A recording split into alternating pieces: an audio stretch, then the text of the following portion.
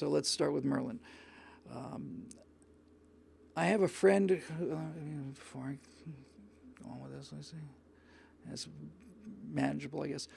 I have a friend who, if you catch him in an unguarded moment, is quite conservative, but if you tell him that what he's saying is conservative, he totally flips sides and rants about the evils of Trump and capitalism, and Bernie is God. And it has gotten to the point we can't talk about anything political because he's so enamored with his leftist programming.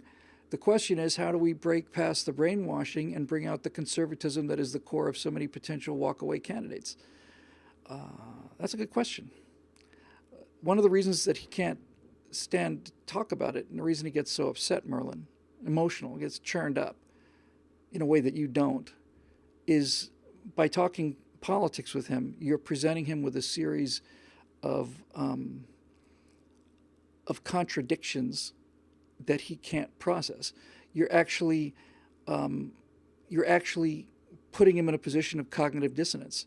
You're arguing things that make sense, like, I like to keep my own stuff, and he says, I like to keep my own stuff too. And then you say, but that's not the philosophy you're talking about. Philosophy you're voting for is talking about taking other people's stuff and giving it away. Why don't you give some of your stuff away? And at this point, it's like they just go into vapor lock, and they can't cope with it. And that's why there's this hatred of conservatism on the part of progressives. And I don't mean hatred just for the ideas or Donald Trump or anything. I mean this idea that you have to be shouted down, locked out of the campus. You have to be physically intimidated, beaten up. You wear a hat, and instead of, it's a hat, and people come across the room and assault you.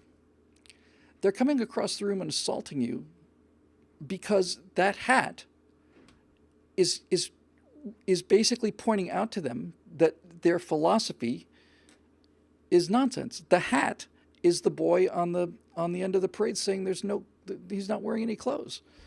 The hat is a negation of everything. We're good, thanks. Yep, thanks. Take care. And that's why they have to assault it, because it puts them into an emotional crisis. It's an emotional crisis. They cannot. Orwell understood this better than anybody, and he understood it because he was a socialist for so long. But Orwell was talking about how, because 1984 is INGSOC, English socialism. If you're going to live in a totalitarian socialist state, how do you survive? That's the question about 1984.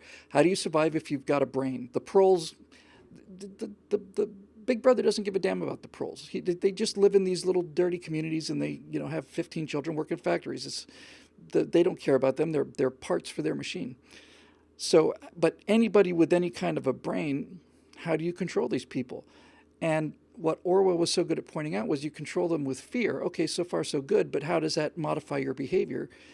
And he said that what it does is it forces you into a mindset where you believe two contradictory things at the same time, and you learn to disregard the evidence of your own eyes, because if you go with the evidence of your own eyes, you'll be taken out and shot. So it is a form of like mental surrender, and it's Stockholm syndrome. It's somebody's got a gun to your head telling you to do things, so you do them. And over time, that's what the idea of doublethink was. Doublethink was the ability to say, we've always been at war with East Asia. No, we've never been at war with East Asia. No, you're right. We've never been at war with East Asia. Do you ever remember saying that we were at war with Eurasia? No, we've always been at war with East Asia. And you have to learn how to do that. And that's what they do. Again and again and again. They just plain, everything in their life is a contradiction. And my personal experience, the best example of that is the kids with the cell phones. You're all about redistributing wealth. Okay, you've got a lot of wealth on you. You're wealthy college kids. Let's go redistribute some of your wealth. They won't do it. That's doublethink. And that's why they react so strongly to people like Ben Shapiro and all the rest of these guys out there, Jordan Peterson, Mike Knowles. They're all out there presenting them with the evidence of their insanity. And and it puts an irresolvable emotional stress on him. By the way, if you really want to see this in motion, and I mean a lot of motion, have I read? Steve just saw this. Have you read the Gulag Archipelago? Yes, I have. I have read the Gulag Archipelago. I'm sure by now most of you know who Jigglypuff is. That's the enormously fat college student who was yelling and screaming at somebody. I don't know if it was probably Milo, I guess, at the time. But she's just, get your hate speech off my campus. Get your hate speech off my campus. Get your hate speech off my campus. And it's really worth watching, not just to bask in it, but it's worth watching because it tells you something actually very important.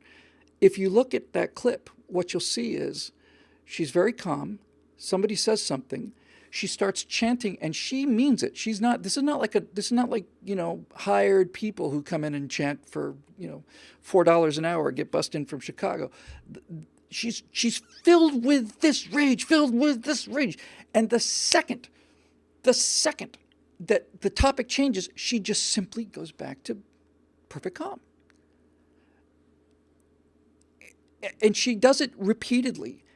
And what I'm saying is, her emotional state is going from 0 to 100 in an eighth of a second. And that's alone a little impressive, but sometimes you can do things that make you angry. But she's going from 100 to 0 in an eighth of a second, which means that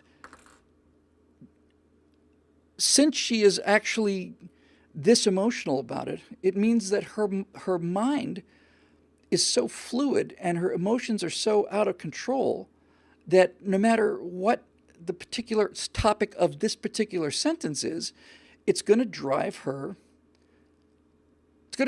emotional hysteria. And that's what it is. It's hysteria. All of it is childishness. All of it. The laziness is childishness. The filth is childishness. Lack of discipline. Lack of the ability to delay gratification, all of it. It's just plain childishness. They're children, and they just plain and you can't. And I understand the country's in danger, and that's why we're doing what we're doing. But it's collapsing so fast that's really, really good news. And referring to the topic of last couple of weeks, I'm not going to spend any time on that, but when movies become blockbusters based on a bunch of college students forming a committee and then launching a protest against the university, when that's the kind of movie that people are going to go see in large numbers, then it's time to get worried. But that's not what's happening. Nobody wants to tell those stories. They don't want to tell those stories because it's anti-biological, and that gives me some real hope. In terms of an actual practical solution, Merlin, I don't know.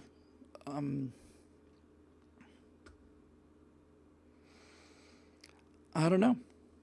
Maybe just spend some time and it's clear that he's got this emotional reaction, and a lot of it's got to do with words like Republican and conservative and all that stuff. Maybe you could talk to him about what a completely new political party would look like, Vectronism. If we were to just put together a party platform, just the two of us, what would we put in there?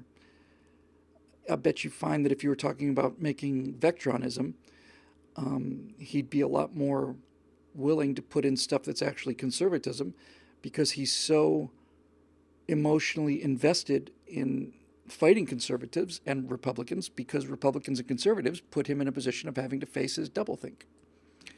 So that's that.